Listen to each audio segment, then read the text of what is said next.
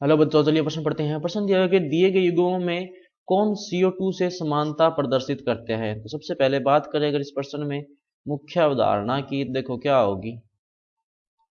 मुख्य अवधारणा जो इस प्रश्न में होगी वो होगी CO2 से समानता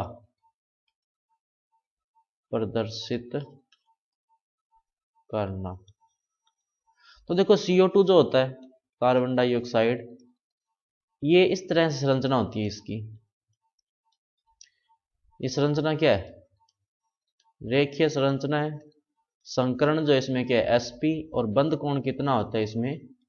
180 डिग्री।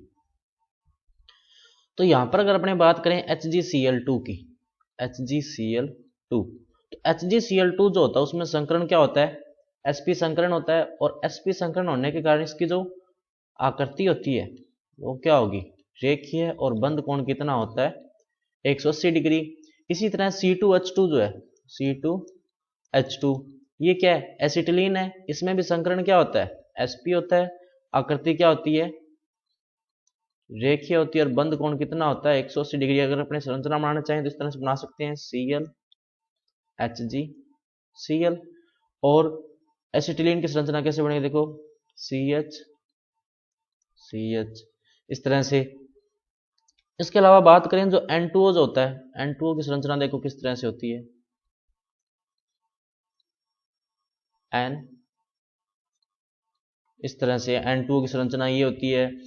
इसी तरह NO2 की बात करें तो NO2 की संरचना देखो कुछ इस तरह से होती है। एक इसमें होता है उपसंयोजक बंध, एक यहाँ पर इस तरह से बंध, और एक ये इस तरह से। और जो NO2 की होगी, और SnCl4 किस तरह से होता है? ये SN इस तरह से, Cl Cl Cl Cl। तो यहां पर अगर अपने देखें तो ये NO2 की जो संरचना होती है ये बंकित संरचना होती है, ये एकदम सीधी संरचना नहीं होती। इसी तरह ये संरचना भी सीधे नहीं होती। तो यहां पर देखो HgCl2 की देखो संरचना भी क्या है? CO2 के समान है, उसका संकरण भी समान है और बंद कोण भी समान है। इसी तरह C2H2 में भी क्या है? जो संकरण होता है वो भी समान है, संरचना भी समान है और बंद कोण भी क्या है? समान है। तो सही विकल्प क्या होगा? विकल्प नंबर A। तो बच्चों ये था आपका उत्तर। मैं आशा करता हूँ आपको समझ में आया होगा। धन्यवाद।